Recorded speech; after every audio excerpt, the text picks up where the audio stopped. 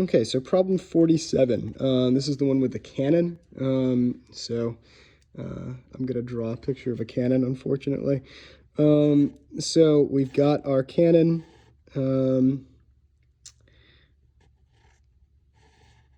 Yeah. Okay, so there's the cannon. I don't really know what a cannon looks like, let's be honest. So there it is. It's firing its projectiles at a 20-degree angle above the horizontal. And we'll call the cannon's mass M1. It's 300 kilograms. Okay, we'll call the projectile's mass M2. That's 15 kilograms. And V2, the speed of this projectile, is 480 meters per second. Okay. So the cannon is mounted in such a way, they tell us, that it can only recoil in the horizontal direction. It's not going to recoil in the vertical direction. So it's got some kind of straps or something on it, but it can freely move in the horizontal direction.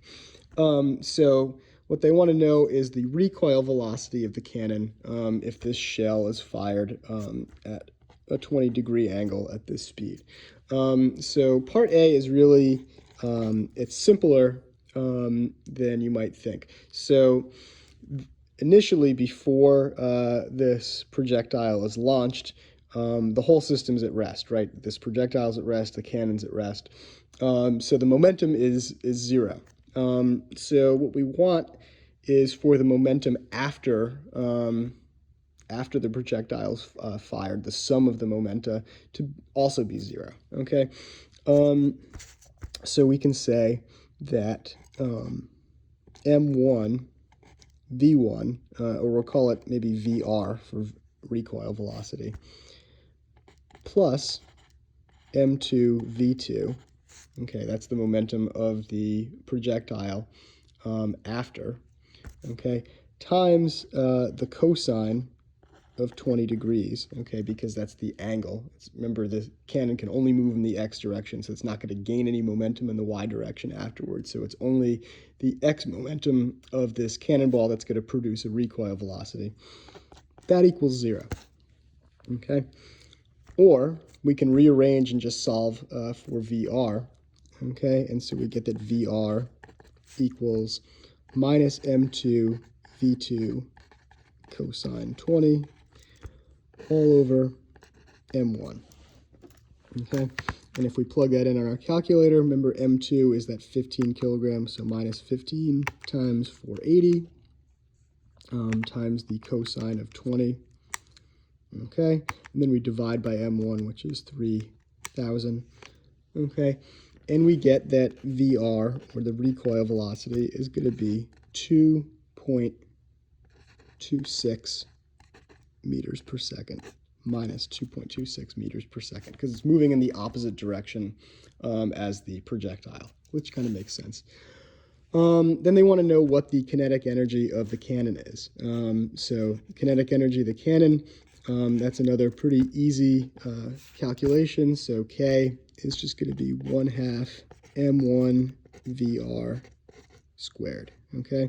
You plug that in, and that comes out to be about 7,661.4 joules of kinetic energy that the cannon has. Okay, and then they tell you in the problem that this energy is dissipated as heat transfer into shock absorbers that stop the recoil. So yeah, there'll probably be something, you don't want the cannon bouncing back too far, so there'll probably be something here to impede its movement as it's fired.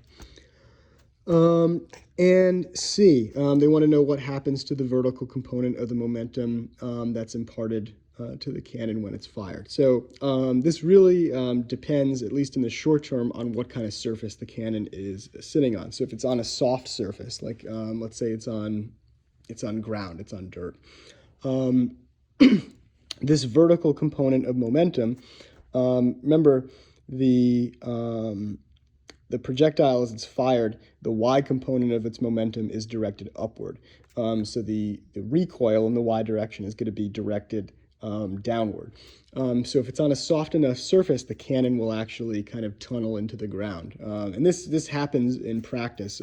So like cannons that are on a soft battlefield, if they're left in the same place and used repeatedly, they'll wind up kind of tunneling their way into the ground a little bit. If it's on a harder surface, that energy that's created in the y direction is, again, sort of dissipated through the surface. So if it's resting on metal or something like that, you're going to see the momentum transferred to the metal, and then it'll work its way through and be dissipated either as heat or as sound or something like that. 47, not a computationally intensive problem compared to some of the others here, but still worth taking a look at.